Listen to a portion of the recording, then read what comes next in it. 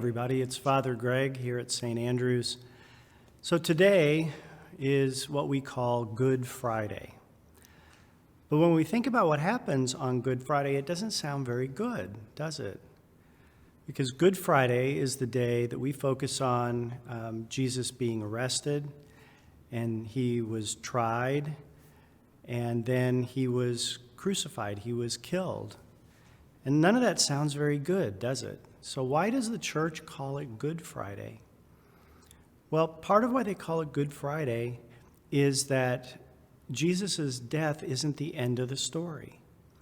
Jesus wasn't just a good person who went around doing great things and then was totally misunderstood by the authorities and by the Roman government and was put to death because they thought that he was trying to be king or something. If that was all there was to the story, it wouldn't be good. But the fact is that we know, because we celebrate Easter, that even death couldn't hold Jesus down. Even death can't stop God from being God and from doing what God wants to do. And so this was a part of Jesus' life, his death, but it was part of his life because God raised him from the dead on Easter.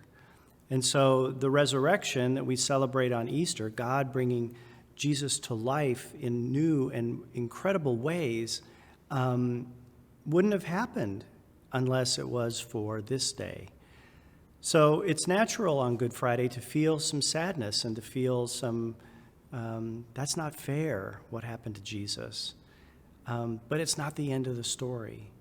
And so I just want to remind you of that Good Friday is part of the story, but it's not the whole story. Now, even in the midst of something as terrible as Jesus having to carry his own cross that they were going to put him on, that he was going to die on, that there were people along the way who helped Jesus. So there is a tradition in the church called the Stations of the Cross, and there's 14 of them, and I'm not going to list them all for you.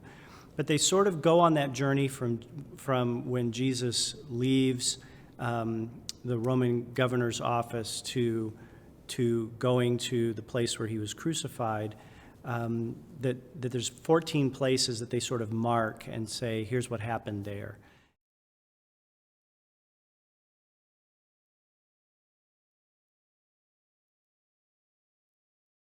And on several of those places, people came actually to help or assist or comfort Jesus. There's a story of Jesus falling because the cross was so heavy, and this man named Simon, he was from a town called Cyrene outside of Jerusalem, actually picked up the cross and carried it for Jesus because he couldn't carry it.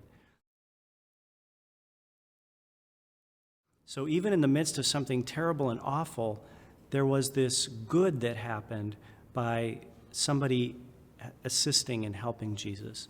Along the way, there were a number of times where women came to comfort him and to console him and to say, we're with you and we're grieving.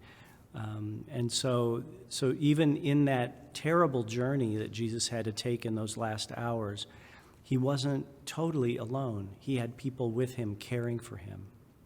And so that's a message that we can take with us too, that when people we know, friends or relatives, are going through a really, really hard and difficult time, maybe they're really, really sick, or they've lost their job and they're having a really hard time, or there's all sorts of things that can happen in life which feels super awful and really bad, but that we as believers in Jesus, as followers of Jesus, can reach out and be with them and can comfort them and can help them in practical ways, whatever that might be. So if somebody's too sick to go to the grocery store, maybe we can go get them groceries, or we can take them to a doctor's appointment because they can't get there by themselves. I mean, there's lots of ways that we can actually be just like those people along the way who helped Jesus. We can be that for other people. And one of the things that Jesus reminds us about over and over again in his teaching is that whenever you do something for someone else as an act of kindness, as an act of love, that you're actually doing it for Jesus. You're actually doing it for God. So it's not just helping that person, that we're actually modeling or actually participating in what those people did so long ago with Jesus on the way to his own death, was to be with him and to comfort him. And that when we do that, we're actually doing that for God. So just a couple of thoughts I wanted to share with you on this day, Good Friday. And the next time that you'll hear from me is on Easter, when we talk about the resurrection and new life. Hope you have a great day.